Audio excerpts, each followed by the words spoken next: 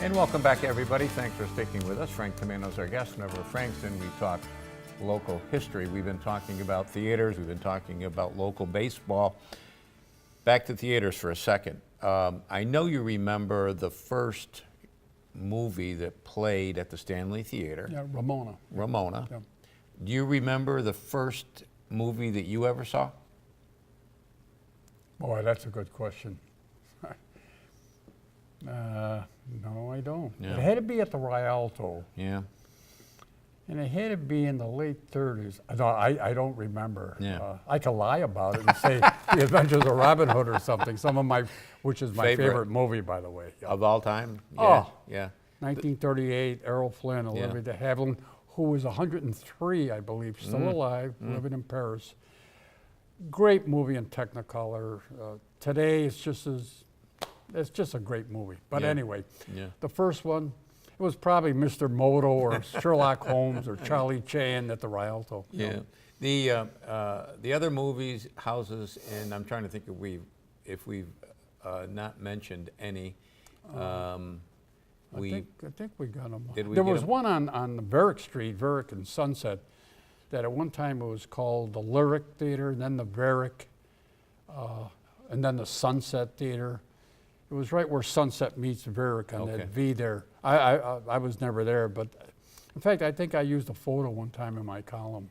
You know, the other thing I mentioned earlier, Frank, that on every corner you had the drugstores and the grocery stores and the gas stations, then every neighborhood had their movie house. Back then, it seems like every neighborhood also had a bowling alley.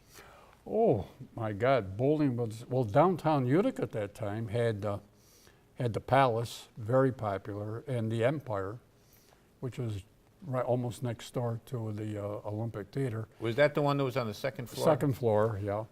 No, Empire Bowling Academy, I believe it was called. Mm-hmm. And then one I don't think many people will remember unless they're in their late 80s or 90s, is the Rogers, which was almost across from, on Bleecker, across from St. John's Church upstairs. I believe that one of the old brick buildings that still stand there, the Rogers. But in East Utica, you had the Madison. In, I guess, Cornhill, the Royal. The best bowlers usually were at the Palace and the Royal. You had the Heinz. The Knights of Columbus had 4 bowling alleys downstairs.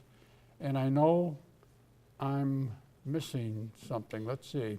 I'm trying, of course, later the Panorama. Right. That was the Yeah. big one when the Panorama came Oh, in. sure, the Panorama. Then the Riverside in North Utica. Then in New Hartford, you had the Aurora. Aurora.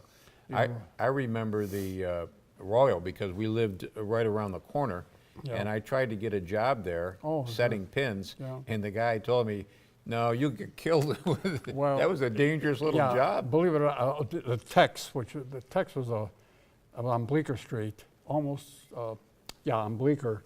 And I set pins there just before they started getting, and let me tell you something, dangerous. Yeah. That ball coming 100 miles an hour, those pins flying Yeah. all over the place. I don't know why pin boys, we didn't get killed or Yeah. something, yeah. You're working on a series for the OD, Frank, about mayors. I'm working on a series on Utica, since became a city, 1832, has had 71 mayors. I believe I got that figure right, right up to currently. So those would be appointed and elected. Appointed, yeah, you're right. From 32 to 39, the Common Council appointed mayors. In 1940, mayors began being elected by the people. Joseph Kirkland was the first mayor appointed, and John Devereux the first mayor elected. But it's going to be probably a 25-part series or 30 series.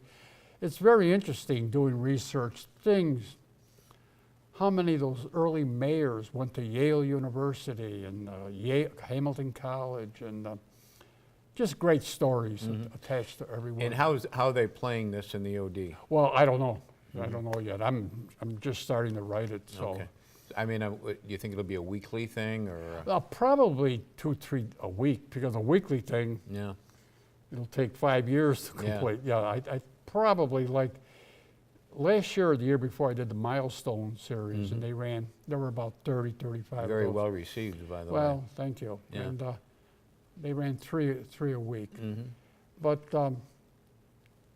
I'm having fun doing it. It takes a lot of work, really.